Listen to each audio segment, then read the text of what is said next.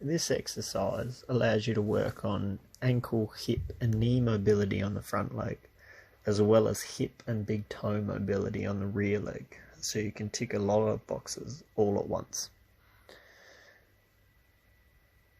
One of the main goals on that front leg is to try to keep some level of short foot activation, or just basically trying to keep your arch up while you go through all these variations.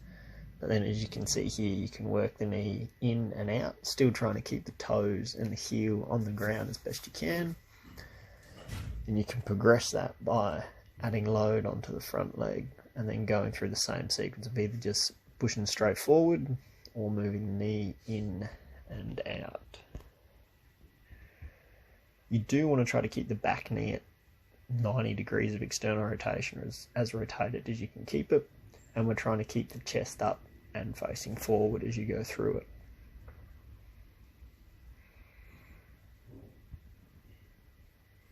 And you can see there, like, pushing the weight out to the knee. When you push in, you want to be a little bit careful not to lose your balance and fall in. And then if you take that foot further out, as I've just done there, you start to open up the adductor more and can challenge the hip mobility. So you should be less likely to feel this in the ankle, much more likely to feel this in the groin or the hip. You can also be getting a decent stretch on the back leg, just depending on where your particular restriction is.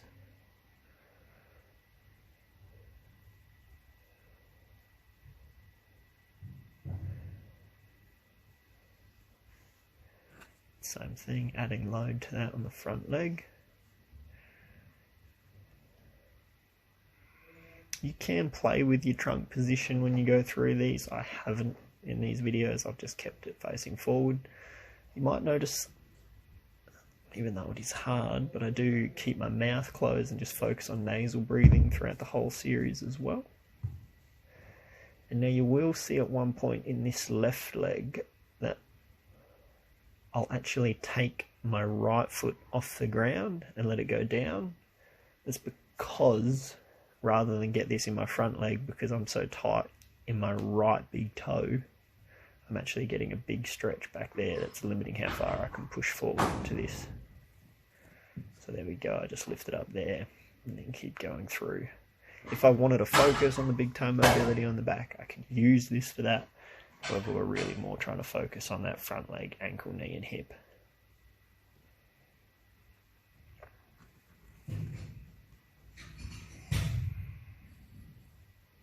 I mean, you can see here too, I've used 20 kilos. You can start with less. You can progress up to more. You just do whatever feel like gives you the best bang for your buck.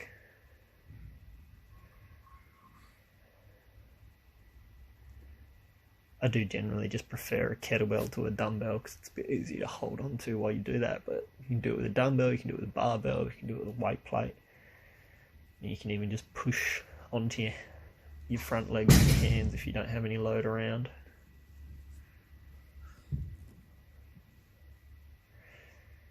You see there I've moved that foot out again to try to focus on getting that front hip and groin.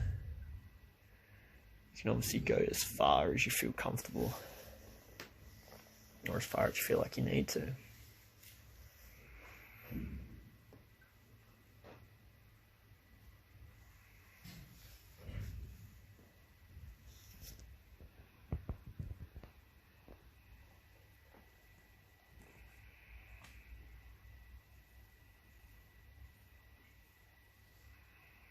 You do want to pay some attention to that back leg, just make sure you don't spin into internal rotation as you go through these. You will see some people do it, or they'll rotate too much through their trunk and end up facing in the wrong direction.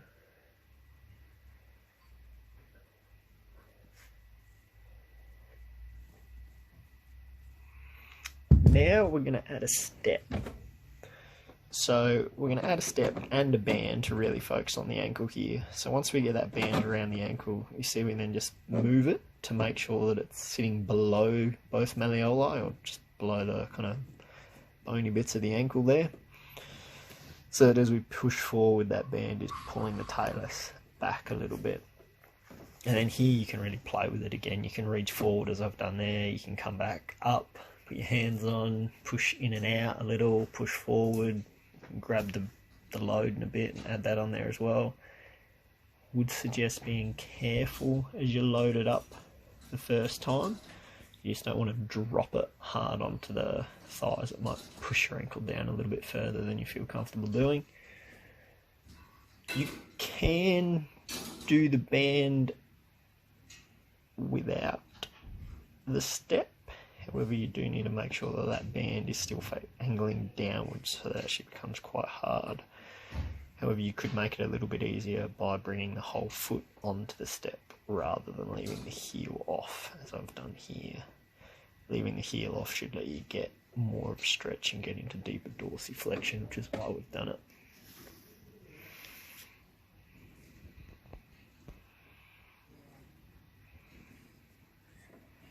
Just be careful as you come out of it with the band.